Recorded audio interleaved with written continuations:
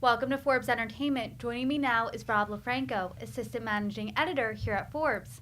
Rob, thank you so much for joining me. Hi, Brittany. Great to be back. So, Rob, I want to follow up on a story that we've been tracking, and that's Bob Iger coming back to reclaim his title as CEO of Disney. His first time in this position this week, he held a town hall. Can you tell us any news that came out of that? Well, there was quite a bit of news coming out of that, and it was basically he's trying to calm the waters of a ship that is on some pretty stormy seas at the moment. So there is a hiring freeze still in effect, and there were rumors that he was going to merge with Apple or acquire something. He is king of the acquisitions in the past. He made a few large-scale ones when he was first Disney CEO, Pixar, Marvel, Lucasfilm, things of that nature, 21st Century Fox, how could I forget?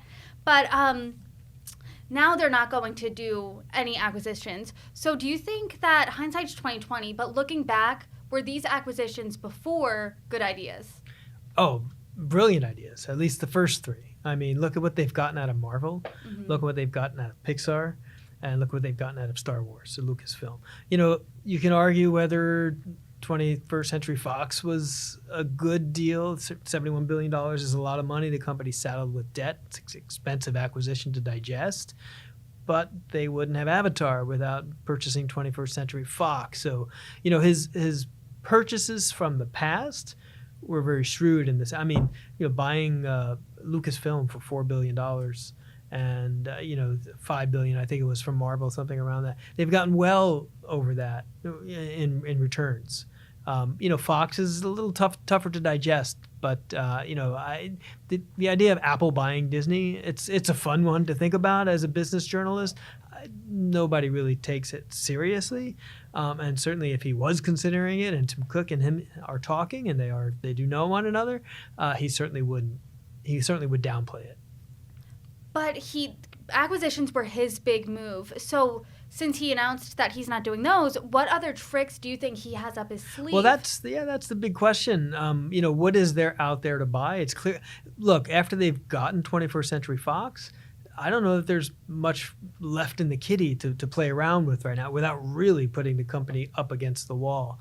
I think what he has to do, and this is what Bob Chapek didn't seem to do effectively, is to bring that sense of content creation, to get all of the disparate parts of Disney working in unison. I mean, that's Disney's great strength. That's what happened under Michael Eisner and Jeffrey Katzenberg when there was the Disney Renaissance of the 1990s. You know, they put an animation movie together, put it out, get it into the theme parks, get it out to consumer products, and it was all seamless. Put it onto the ships, you know, it was all seamlessly working to drive profits. And I don't know what Bob Chapek was doing, but content creation, he wasn't a warm and fuzzy content type of guy, and Bob Iger is. So I don't think he needs to make acquisitions. They've got plenty of really good IP. He just has to find a way to pull the value out of all of that IP. He definitely needs to tap into the arsenal there. But he's fresh on the job again, almost a week in. What do you think is the most immediate challenge that he faces? I think, going back to calming the waters, I think, you know, Disney has always, its reputation is that it's a very, very difficult place to work. It's very political, there's backstabbing, it's an intense place. That's always been the reputation at Disney. Is Bob Iger's reputation similar to that? No, he's, you know, there are always these executives in Disney's past. Michael Eisner has that reputation, but his cohort was Frank Wells, and everyone loved Frank Wells. Bob Iger's more in the Frank Wells category. Everybody seems to love Bob Iger. He's very charismatic, he's very political, he's very diplomatic. And was Bob Chapek in the other category? I don't know that he would be considered as abrasive as some of their past leaders, but he was just not a content guy. He was a accounting type guy. It just doesn't work in Hollywood. There's a chemistry there that just has to work. And I think that's what Bob Iger has to do. He has to calm people down. You know, they haven't announced layoffs. That would certainly freak people out. Mm-hmm. Hiring freeze. People who like working for Bob Iger can now sort of settle in and say, all right, let's give this a year. Let's give this 18 months. We're working on this new film. You know, he's going to support that. And I think he needs to bring calm back into the Magic Kingdom. And just in general, as an employee, you hear hiring freeze. Does that automatically mean layoffs are impending?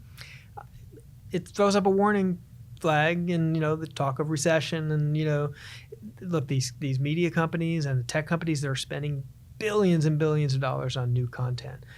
If they decide to turn that spigot off because the returns aren't there, the value isn't there from the streaming services that they've invested so much money in, well, they're going to have to cut back on something. And when you're spending that much money on content, that's an obvious place to cut back on. One thing we know they're not cutting back on is sports rights.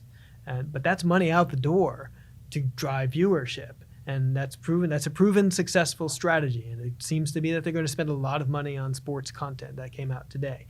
So it would be worrisome for the troops at Disney if suddenly there was a turn off of the spigot of content spending, and it's possible. Can you talk more about the sports strategy that just came out?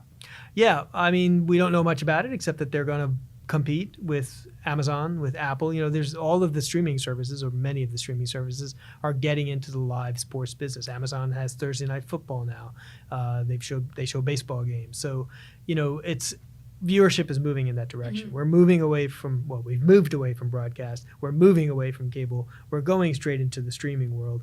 And more that's going to become event television. And so it makes sense to spend that kind of money.